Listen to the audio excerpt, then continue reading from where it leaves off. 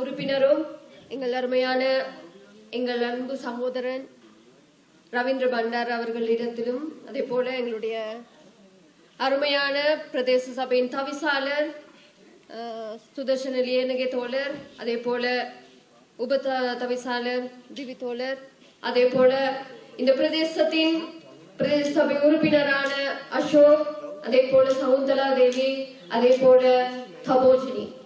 அவர் வராவிட்டாலும் அந்த சகோதரியுடைய பங்கு மகா பெரிய பங்காக இந்த தம்பேதன வட்டாரத்திலே செயல்பட்டது எனக்கு தெரியும்.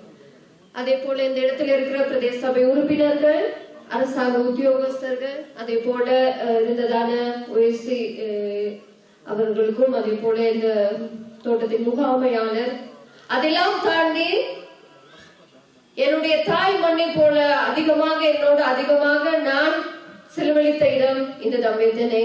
எங்களுடைய சகோதர சகோதரிகள், அம்மா அப்பா பிள்ளைகள் எல்லாத்திலும் என்னுடைய மனமார்ந்த வணக்கங்களை தெரிவித்துக் கொள்கிறேன். ரொம்ப சந்தோஷமான ஒரு நாள்ல தான் இன்னைக்கு வந்து பேச கிடைச்சிருக்கு. நிறைய பேர் இன்னைக்கு இல்லையான்னு தெரியல. போராட்டம் இன்றி அந்த போராட்டமே எப்படிப்பட்டதுன்னு சொன்னா உங்களுக்கு கொஞ்சம் இந்த எங்களுடைய இறந்த காலத்தை ஞாபகப்படுத்த வேண்டிய பொறுப்பு ஒண்ணு இருக்கு.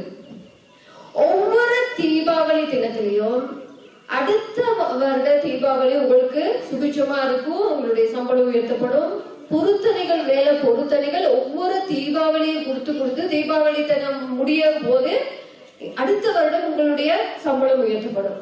இல்லைன்னா நாட்டின் எனது வரவு செலவு திட்டம் வர்றதுக்கு முன்னுக்கு நாங்கள் இந்த அரசாங்கத்தை ஆதரிக்கிறோம், இல்லாட்டி தேர்தல் காலங்கள்ல இந்த அரசாங்கத்தை ஆதரிக்கிறோம்னா அவங்களுக்கு என்னது சம்பள உயர்வு இவ்வளவு வேணும், இதுக்காக நாங்கள் போராடுறோம். உங்களுக்கு 10-15 நாள் வேலை இல்லாம ஸ்ட்ரைக் பண்ணி எல்லாம் போராடி எல்லாம் முடிஞ்சிட்டு கடைசியா உங்களுக்கு வேலையும் இல்ல சம்பளமும் இல்ல. என்னது பெருந்தோட்ட கம்பெனிஸோட பேசணும், அவங்க இனக்கல அதால அடுத்த வருட பேச்சுவார்த்தையில செய்வோம்னு சொல்லிட்டு 50 ரூபாய் போட்டுறதுக்கு 1008 என்னது நிபந்தனைகளும் 1008 நாடகங்களையும் நடிச்சு முடிச்சுட்டு தான் கடைசி வரைக்கும் சம்பளம்ன்ற விஷயம் அப்படியே இருக்கும். இதுக்கு முன்னுக்கு கிடைச்ச சம்பளங்கள் எப்படின்னு சொன்னா இந்த சம்பள பேச்சு நான் உண்மையில சம்பள பேச்சுவார்த்தை குறித்து தெளிவா சொல்லணும். போராட்டமின்றி முதல் முறையா கிடைச்ச ஒரு சம்பளம். அதே போல மலேக மக்களுடைய பிரதிநிதிகள் மலேக மக்களோட நின்று கொண்டு போராடி எடுத்த சம்பளம் விளங்குதா? என்னன்னா நம்மளுடைய பிரதிநிதிகள்னு போயிட்டு நம்ம பக்கம் நின்றது கிடையாது. மலேக மக்கள் பக்கம் நின்று மலேக மக்களுடைய இந்த தோட்டப்புற மக்களுடைய சம்பளத்தை உயர்த்தி கொடுக்கணும்னு நின்றது கிடையாது. சொல்றது அப்படி, இங்க என்னது ஸ்ட்ரைக் பண்றது அப்படி. ஆனா அங்க போய் பேசுறது கம்பெனிஸோட இருந்துகிட்டு கம்பெனி பக்கம் இருந்து கம்பெனிக்கு தான் கம்பெனிக்கு ஆதரவா தான் பேசிட்டு கடைசியா வந்து சொல்றது கம்பெனி ஒத்துக்கொள்ள. இப்ப இருக்கிற பெரிய பிரச்சனை என்னன்னா அந்த கம்பெனிஸோடையும் அவங்களுக்கு இப்ப நிறைய பேருக்கு இது தகுந்த அந்த என்னது யூகிக்க முடியல, அதை உணர்ந்து கொள்ள முடியல. இது எப்படி நடந்திருக்கும்? ஏன்னா அவங்கள ஆட்சியும் அவங்கள தில்லுமுள்ளும் திருக்குசும் இந்த தேசிய மக்கள் சக்தியில இல்ல. அனுர தோழர் உங்களுக்கு நல்லா தெரியும், 2025ஆம் ஆண்டு எங்களுடைய வரவு செலவு திட்டத்துல சொன்னாரு 1700 ரூபாய் மலேக மக்களுக்கு சம்பளம் கொடுக்கப்படணும், அதுக்கான வேலை திட்டங்கள் இந்த வருஷத்துல செய்வேன்னு சொல்லி சொன்னார். பேச்சுவார்த்தை நடத்துறோம்னு சொல்லி சொன்னாரா இல்லையா? சொன்ன மாதிரி நாளைக்கு வரவு செலவு திட்டத்துக்கு இந்த ஒரு மாசத்துல போராடி வாங்கி கொடுக்கல. இத்தனை மாத காலங்களாக பல தடவைகள் அந்த கம்பெனிஸோட போராடி பேச்சுவார்த்தைகளை செய்து அவர்களை இணக்க வச்சிருக்காங்க. உண்மையாலும் இந்த இடத்துல நன்றி தெரிவிக்க வேண்டிய சில கம்பெனிஸ் இருக்கிறாங்க.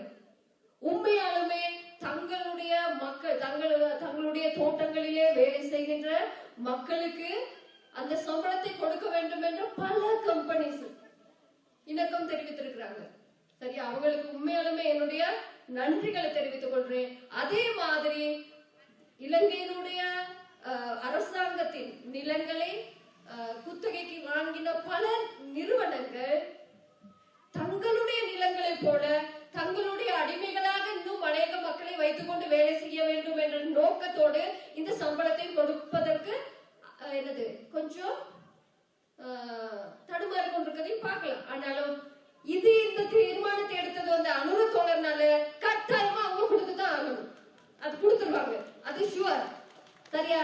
இந்த அந்த அதனால தானே அந்த 10 ரூபாய் கூட கூட்ட மாட்டேன்னு சொன்னாரு சிடபிள்யூசியினுடைய தலைவர் ஜீவன் தொண்டமான். 10 ரூபாய் கூட்டி காட்டுங்க. ஏன்னா அவங்களால இதை யூகிக்க முடியாது, அவங்களால இதை செய்ய முடியாது.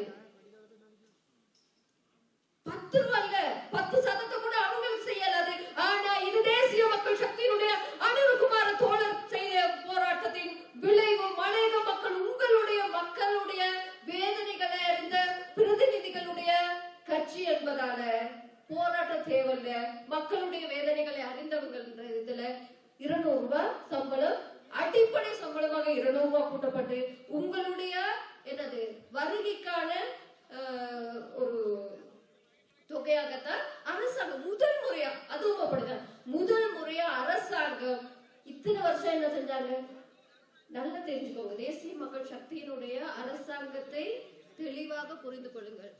வேற வேற ஆட்சிக்கு வேற வேற தொழிற்சங்கங்களுக்கு கடைக்கு போனோம் இல்லையா, கடைக்கு போய் இன்னும் இந்த 1700 ரூபாய்க்கு நாங்க போராடிக்கிட்டு இருக்கிறோம். ஆனா இந்த தேசிய மக்கள் சக்தியினுடைய மாற்றத்தை சொல்றேன்.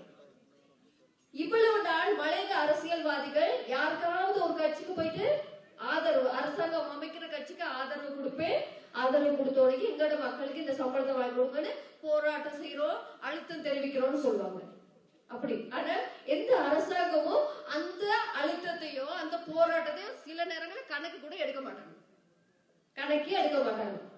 மலையக மக்களுடைய வருமானமும் மலையக மக்களுடைய போராடி அவங்க தேயிலை பறிச்சு அவங்க கொண்டு வர வருமானமும் ஏற்றுமதி செய்யப்பட்ட தேயிலைனால வர்ற வருமானத்தினாலையும் வாழ முடியுமே தவிர அந்த மக்களுக்கு ஒரு ரூபாய் கூட்டி கொடுத்ததில்லை அரசாங்கமாக.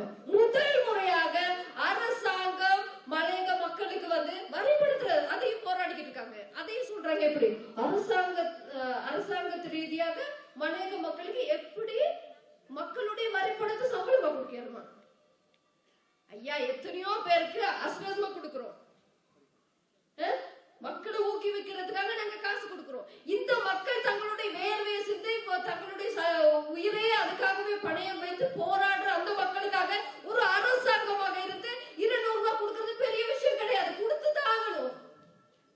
அந்த அந்த முன்மாதிரித்துவத்தை தேசிய மக்கள் சக்தி காட்டுச்சு. அதே மாதிரி இங்க மலையக மக்கள் மட்டும் இல்ல, மலையக பிரதிநிதிகளா போன நாங்க மட்டும் இல்ல, முழு அரசாங்கமும் தேசிய மக்கள் சக்தியுடைய அனுரகுமார திசாநாயக்க தோழருடைய அதிகாரத்துக்கு கீழே இருக்கிற அந்த பார்லிமெண்டத்துல இருக்கிறவங்களாட்டும், பிரதேச சபையில இருக்கிறவங்களாட்டும், சிங்களமா இருக்கட்டும், தமிழா இருக்கட்டும், முஸ்லிமா இருக்கட்டும், எல்லாமே முழு அரசாங்கமும் இணைந்து மலையக மக்களுக்கு இந்த சம்பளத்தை கொடுக்கணும்ன்றதுக்கு பெரிய ஒரு போராட்டம் போராடி இருக்கிறாங்க. இந்த போராட்டம் இதுக்கு முன்பதாக இந்த எந்த ஆட்சி காலத்திலையும் எந்த ஆட்சியிலையும் நடக்கவே இல்லை. அதுதான் இந்த வெற்றிக்கு காரணம். நாங்க தனிமைப்படுத்தப்படல, மலையக மக்கள் தனிமைப்படுத்தப்படவில்லை, மலையக மக்களுடைய பிரதிநிதிகள் தனிமைப்படுத்தப்படவில்லை. அவர்கள் அரசாங்கத்தினுடைய பங்காக, ஏன்னா நாம சொல்றது மலையக மக்கள்ன்றவங்க வந்து இந்த இலங்கை நாட்டினுடைய பிரஜைகள், அங்கீகரிக்கப்பட்ட தரமான மக்கள், அவர்களுக்குரிய கன மரியாதை கொடுக்கப்படணும், அவங்க இந்த நாட்டின் பிரஜைகள். அதுதான் அவங்க சம்பளத்தை உயர்த்திருக்கு. ஒரு வருஷம் தான் சங்கங்களை செஞ்சுக்கிட்டு எங்களுடைய சந்தா பணங்களை வாங்கிக்கிட்டு எங்களுடைய சந்தா பணங்களை வாங்கி அவர்களுடைய கடன்களை அடைத்த காலம் போய் சந்தா பணத்துக்காக அல்ல மக்களுக்காக வேலை செய்கிற தேசிய மக்கள் சக்தியோடு இணைந்திருக்கிறோம். இந்த காலகட்டத்திலே தெளிவாக மலையக மக்கள் புரிந்து கொள்ள வேண்டிய விடயம் தான், எங்களுக்காக வேலை செய்கிற எங்களுடைய நலனுக்காக செயல்படுகிற ஒரே அரசாங்கம் இந்த தேசிய மக்கள் சக்தி அரசாங்கம் தான். எவ்வளவுதான் சொன்னாலும் விமர்சனங்கள் வரும். தேசிய மக்கள் அம்பிகாவை காணவே காணாங்க, வளையகத்தின் சிங்கப்பெண்ணாங்க ஆளே காணாங்க. இப்ப எங்க ஒரு வருஷம் தான், ஒரு வருஷத்துல ஒரு வேலையை சொன்ன செய்யணும், சொன்ன செஞ்சோம். தனி நபர் இல்லையே, இது ஒரு குழு, இது ஒரு சக்தி, இது ஒரு பலன். அத்தனை மக்களுடைய ஒற்றுமையின் வெளிப்பாடுதான் இன்று அநேக மக்களுடைய சம்பளம். அது மட்டும் இல்லை, உங்களுக்கு எல்லாம் தெரியுதானே இந்த மௌசாக்கள் பாகத்தில் எல்லாம் கட்டியிருக்க வீடுகள்லாம் தெரியுதானே? அதை பத்தி நான் சொல்லணுமா? வாழ்ந்து கொண்டிருக்கிறது தானே. எத்தனை வருஷம் எங்ககிட்ட காசு கொடுத்து கட்ட சொல்லி சொன்னது, எங்களுக்கு கொடுத்த காசுகள்ல எத்தனை கமிஷன் போகும், வர்றதுல பாதி சொல்லி கமிஷன் கொடுத்தே முடிஞ்சு. என்ன எங்களுடைய சந்தா பணங்களை சூறையாடி, எங்களுடைய வீடுகளுக்கு கொடுக்கப்பட்ட பணங்கள் சூறையாடப்பட்டு, கட்டாய வேலை திட்டங்கள் ஒண்ணுமே தரவில்லை. தரமில்லாத வீடுகளுக்கு நான் மௌசக்களை காட்டினாலே போதும், எங்க பூனை கழிக்கு போதாவில்லை. தரமில்லாத கம்பிகளை போட்டு வீடுகள் அமைக்கப்பட்டது இங்க போய் பார்த்தாலே தெரியும். எங்களுடைய தேசிய மக்கள் சக்தியினுடைய வீடுகள் நேற்று உங்களுக்கு தெரியும் சொன்னார், வீடுகள் ஒரு செங்க கூட வைக்கலையா. ஐயா, நாங்க கபறுகளையில கட்டுறது அமைச்சால 50 வீடு கட்டுறது, தனிக்கிற பெருந்தோட்டம் உட்கட்ட அமைச்சால கட்டுற வீடுகள்.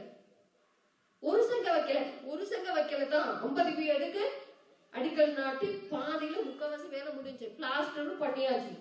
அந்த வீடுகள் எப்படின்னா, நாளை தலைமுறைக்கு நாங்கெல்லாம் எப்படியுமே இருக்கிறத விட நாங்க அழகாக வாழ வேண்டிய விருப்பப்படுறவங்க. நாளைக்கு விருப்பம் என்னது, என்ன கூரைகள் இல்லாம ஆக்கிட்டு எங்க ஸ்லெப் போட்டுக்கணும். ஸ்லெப் போடக்கூடிய அளவுக்கு தூண்கள் போட்டிருக்கு. நல்ல வாஷ்ரூம் வசதி, ஷவர் எல்லாம் ஃபிட் பண்ணி நல்ல வசதியான வாஷ்ரூம், சும்மா இல்ல. சரியா? கிச்சன் எல்லாம் அவ்வளவு அழகா இருக்கு. நான் போனோட கிச்சனையும் போய் பார்த்தேன். மீதி பண்ற பலகைகள்லாம் வச்சு முடிஞ்ச ரெக்கெல்லாம் அடிச்சு தரேன். இதுதான் தேசிய மக்கள் சக்தியினுடைய வேலை திட்டம். நான் தான் சொல்லி போய் பாருங்க. சரியா? இது தரமான வேலைகள். ஒரு பணமாவது மக்களுடைய வரி பணமாக இருக்கட்டும், அதே போல இந்திய அரசாங்கத்தினால் கிடைக்கிற தொகை, தொகையான பணமாக இருக்கட்டும், 1 ரூபா வேணும். அனாவசியமாக வீண் விரயம் செய்யப்படாது. அது மக்களுக்காக சரியான முறையில பயன்படுத்தி அது மக்கள் மயப்படுத்தப்படும், மக்களுக்கு கொடுக்கப்படும். அதுதான் எங்களுடைய தேசிய மக்கள் சக்தியினுடைய ஆட்சி. எனவே தரமான வேலைக்கு தேசிய மக்கள் சக்தி தான். அதே மாதிரி தான் பாதை எடுத்துக்கொண்டா இப்ப தெரியும் தானே எத்தனை பாதைகள். இப்ப தம்பேதனை எடுத்துக்கொண்டாலே கான்கிரீட் பாதைகள், முன்ன போட்ட கான்கிரீட் பாதைகளுக்கும் இப்ப போடுற கான்கிரீட் பாதைக்கு தெரியும். இன்னைக்கு நாங்க ஆரம்பிக்க இருக்கிற பாதையை எடுத்துக்கொண்டா இந்த பாதைக்கு எத்தனை தரம் கல்லு போட்டு, எத்தனை ஏமாற்றுத்தனங்கள், எத்தனை சிமெண்ட் இல்ல அது இல்ல. அம்மா உங்களுக்கு தெரியும் தானே எத்தனை ஏமாற்றுத்தனங்களும் வஞ்சகங்களும் நடந்து, பொருத்தனைகள் மேல பொருத்தனை சொல்லி சொல்லி ஏமாற்றி தேர்தல் காலத்துல தேர்தல என்ன வாக்குகளை வாங்குறதுக்காக பயன்படுத்தின. இதுதான் மற்ற அரசாங்கத்துக்கும் தேசிய மக்கள் சக்திக்கு இருக்கிற வித்தியாசம். இன்னொரு வித்தியாசம் என்னன்னு சொன்னா, பிரச்சனைகளை வளர்க்க மாட்டாங்க. இப்ப நீங்க எனக்கு பாதையை சொன்னோன்னைக்கு இன்னும் 4 வருஷத்துக்கு தேர்தல் ஓட் வாங்குறதுக்காக அண்ணா அடுத்த 5 வருஷத்துல செஞ்சு தரேன், அதுக்கு அடுத்த வருஷம் செஞ்சு தரேன்னு இந்த கோயில கட்டிட்டு கோயில உடைச்சு போட்டு 20-30 வருஷம் நிற்பாங்களே. அது ஏன் அந்த மாதிரி செய்யறதுன்னா, உங்களுடைய பிரச்சனைய வச்சு நாங்க அரசியல் நடத்துறது கிடையாது. பிரச்சனைய சொன்னா எவ்வளவு சீக்கிரமா முடிவுக்கு கொண்டு வர முடியுமோ முடிவுக்கு கொண்டு வந்துட்டு உங்களுடைய வாழ்வை சுபிட்சமாக்கிட்டு அதனால கிடைக்கிற பிரதிபலன் அனுபவிப்பாங்களே தவிர உங்களுடைய பிரச்சனையில வாழ்றது கிடையாது. வந்து 1 வருஷத்துல இவ்வளவு தூர மாற்றங்கள், எத்தனை கான்கிரீட் பாதைகள் எவ்வளவு அழகா செட் பண்ணிடப்பட்டிருக்கு, எத்தனை தரமாக. அந்த எங்களுக்கு தெரியுதானே தம்பி பண்டாரவேல பாதை அதுவும் செட் பண்ணிடப்பட்டு கொண்டு வந்து கொண்டிருக்கிறது. இதை விட பெருமையான விஷயம் என்னன்னா, அப்புதலை இயற்கையாவே கடவுளாலே கொடுத்த ஒரு விஷயம் தான் இயற்கையான சூழல். ஏன்னா இந்த இயற்கையான சூழலை பாக்குறதுக்கு கட்டாயம் எங்களுடைய வெளிநாட்டவர்கள் வருகின்ற இடம். இதை நாங்க அபிவிருத்தி செஞ்சே ஆகணும். அத சொல்ல முன்னுக்கே ஜனாதிபதி அவருடைய ஜனாதிபதி வரவு செலவு உரையின் போது பாதிப்பின் போதே என்ன செஞ்சாரு, ஒதுக்கி இருக்கிறாரு 3000 மில்லியன் ரூபாய். அப்புதலை பெறகல அதே போல இதில் கசின இது சுற்றுலாத்துறைக்கு மிக சிறந்த இடமாக அதை ஒரு துறையாக்கி இத அபிவிருத்தி செய்தது. அதுக்கு நல்ல ஒரு உதாரணம் சொல்றேன். இப்ப தனித்தனியா ஒரு வேலை செய்யறதுக்கு ஒரு ஊருக்கு ஒரு ராஜா, இப்ப ஒரு ஊருக்கு ஒரு ராஜா வரேன்னு சொன்னாங்க. சரியா? இல்ல, ஒரு ஒரு விவசாயி போய்கிட்டு இருந்தாரா. அப்ப அந்த விவசாயி கிட்ட ராஜா கேட்டாரா என்ன வேணும்னு சொல்லி. அப்ப அந்த விவசாயி சொன்னாரா, எங்க வீட்டுக்கு வாங்க ஐயா. யாரு? எங்க வீட்டுக்கு வாங்க. அரசனை அவர் வீட்டுக்கு வர சொன்னார்.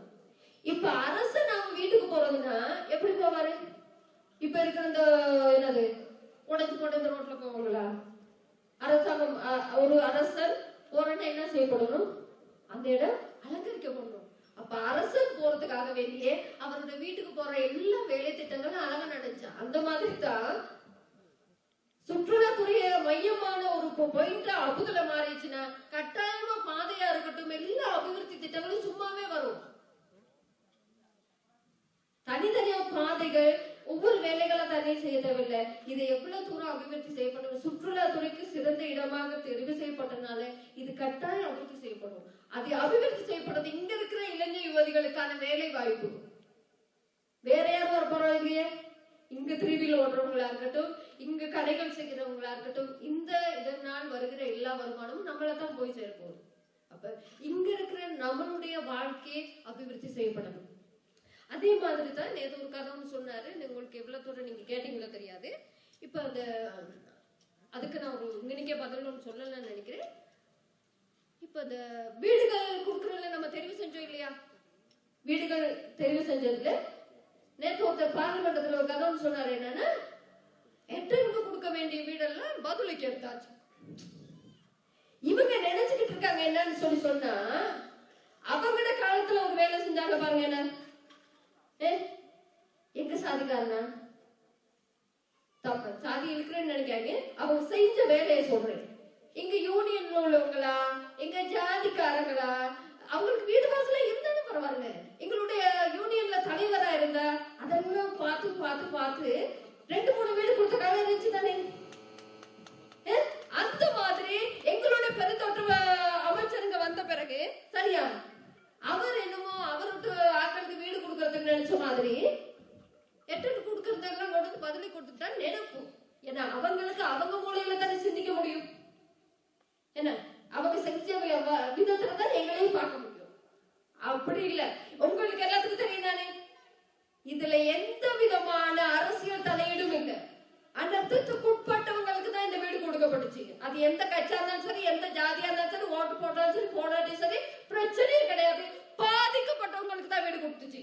இனி இருக்கிற அரசாங்கம், தேசிய மக்கள் அரசாங்கத்தினுடைய எல்லா வேலை திட்டங்களும் அப்படித்தான் இருக்குமே தவிர கட்சிக்கும் கலருக்கும் சாதிக்கும் பார்த்துட்டு வேலை செய்யறவங்க அதெல்லாம் முடிவுக்கு கொண்டு வர வேண்டிய காலகட்டத்துல நாங்க வந்திருக்கோம். அந்த தெளிவு நல்லா நாங்க எங்களுக்கு எல்லாத்துக்கும் இருக்கணும்.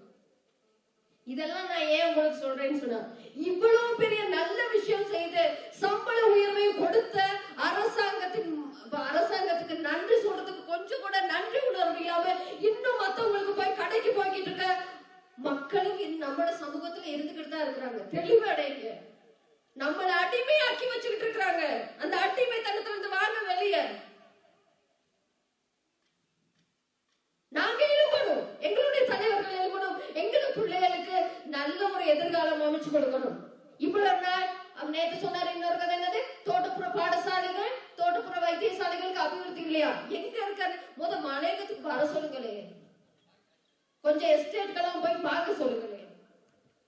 மலையக அரசியல்வாதிகள் பேர் சுட்டி கொண்டிருக்கிறவர்கள் கொஞ்சம் மலையகத்தை எட்டி பார்க்க சொல்லுங்க. அவங்க காலத்துல இருந்ததுல இப்ப இருக்க மலையகம்னு சொல்லி. ஏன்னா வர மாட்டாங்க தானே, அவங்க பங்களாஸ்லயே தான் இருப்பாங்க. அந்த தேர்தல் காலத்துல மட்டும்தான் பார்க்க வருவாங்க. அப்படி சரி வராது. இப்ப மக்களோட மக்களாக இருக்கணும். அப்பதான் மக்களுடைய பிரச்சனைகள் தெரியும். மாற்றப்பட்டு கொண்டிருக்கிறது. அபிவிருத்தி வேலைகள் வந்திருக்கு. இப்ப மக்கள் தெளிவடைஞ்சிருக்கிறாங்க. அதனால இந்த பாடசாலைகள் அபிவிருத்தி அடைந்த பாடசாலைகளாக எல்லா அபிவிருத்தியும் கொடுக்கப்பட்டோமா. எங்களுடைய பிள்ளைகளுக்கு தெரிவு செய்ய முடியாம என்னது இப்ப இப்ப விஞ்ஞான துறையா இருக்கட்டும், கணித துறையாக படிக்கிறதுக்குலாம் ரொம்ப பிரச்சனையா இருக்கு தானே. அந்த மாதிரி தெரிவு செய்யறதுல கஷ்டம், போக்குவரத்துக்கு பிரச்சனை, அந்த மாதிரிலாம் நிறைய பிரச்சனை இருக்குதானே பிள்ளைகளை படிக்க வைக்கிறதுல. இதுக்கு எல்லாத்துக்கும் முடிவு கட்டிதான் எல்லா பக்கத்திலே நம்மட பாடசாலைகள், தோட்டப்புற பாடசாலைகள்ன்ற பேர்ல இருந்து போய் தேசிய பாடசாலைகளுக்கு இருக்கிற எல்லா அபிவிருத்தி வேலை திட்டங்களும் எங்களுடைய பாடசாலைகளுக்கு வரும். அதே போல எங்களுடைய வைத்தியசாலைகளுக்கு வரும். சொன்ன மாதிரி செய்திருக்கிறோம். அதே மாதிரி எங்களோட பிள்ளைகளுக்கு ஸ்காலர்ஷிப் கொடுத்த தொகை கூடி 9,000 என்ற சரியா அந்த நம்ம தாயினி ஸ்காலர்ஷிப்ல 9,000 கூட்டி கொடுத்திருக்கு ஸ்காலர்ஷிப் பிள்ளைகளுக்கு. அதே மாதிரி எங்களோட பிள்ளைகளுக்கு ஷூ வாங்குறதுக்கு, புக்ஸ் எல்லாம் வாங்குறதுக்கு 1000 போன வருஷம் கொடுத்தது, அது கண்டினியூவா இந்த வருஷமும் கொடுக்கப்படுது. அதுல இந்த பணி சொல்லலன்னா அடுத்த வருஷம் வராதுன்னு நினைக்காங்க.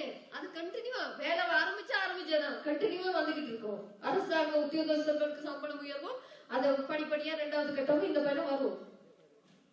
இதெல்லாம் இவ்வளவு செய்யும் போது எங்களுக்குள்ளேயும் ஒரு அர்ப்பணிப்பு இருக்கணும். எங்களுடைய என்னது இப்ப இந்த இன்னொரு அந்த சம்பள பேச்சுவார்த்தையில ஒரு விஷயத்த நான் சொல்ல மறந்துட்டு, இவ்வளவு நாள் சம்பளம் கொடுக்கல, எத்தனை நாள், 22 நாள் 30 நாள், இத்தனை நாள் வேலை செஞ்சாகணும், இத்தனை கிலோ எடுத்தாகணும், இன்னும் 3 வருஷத்துக்கு 4 வருஷத்துக்கு சம்பளத்தை பத்தி பேசவே கூடாது அப்படிலாம் பெரிய என்னது இல்ல அந்த மாதிரி பெரிய ரூல்ஸ் எல்லாம் வச்சு மக்களை போய் என்னது இப்ப நீங்க வாங்கி எக்ரிமெண்ட் சைன் பண்றது எப்படி, நம்மள அந்த என்னது உரலுக்குள்ள போட்டு நல்லா நெருக்கிட்டு என்ன செய்யுது, சம்பளமும் வாங்கி ஆகணும், 3 வருஷத்துக்கு பேசவும் கூடாது, இத்தனை நாள் வேலை செஞ்சு ஆகணும், இதெல்லாம் இல்ல. எங்களுடைய தேசிய மக்கள் சக்தியினுடைய இந்த பேச்சுவார்த்தை இது சம்பளம் வேற கதை. உங்களுடைய வேலை நாட்களை குறித்து பேசுறது வேற, எத்தனை கிலோ எடுக்கணும்னு பேசுறது வேற, அந்த பேச்சுவார்த்தை வேற கதை. இது சம்பளத்தோட அதை ஜாயின் பண்றது கிடையாது. இதெல்லாம் அவங்க செஞ்ச திருகல் வேலைக்கு இப்படி எல்லாம் வித்தியாசமா செஞ்சு கொடுக்கறது அவங்களுக்கு புதுசா தான் இருக்கும். வேறுங்கதா அப்ப அதனால நாங்க புரிஞ்சுக்கொள்ளணும், இவ்வளவு செய்த அரசாங்கத்தோடு இணைந்து செயல்பட வேண்டிய பொறுப்பு எங்களுக்கு இருக்கு. அப்ப அவங்களோட அதே மாதிரி தான் இன்னொரு சந்தோஷமான விஷயம் தான், எங்களுடைய பிள்ளைகளை குறித்து நாங்க ரொம்ப கவனமா இருக்கணும்.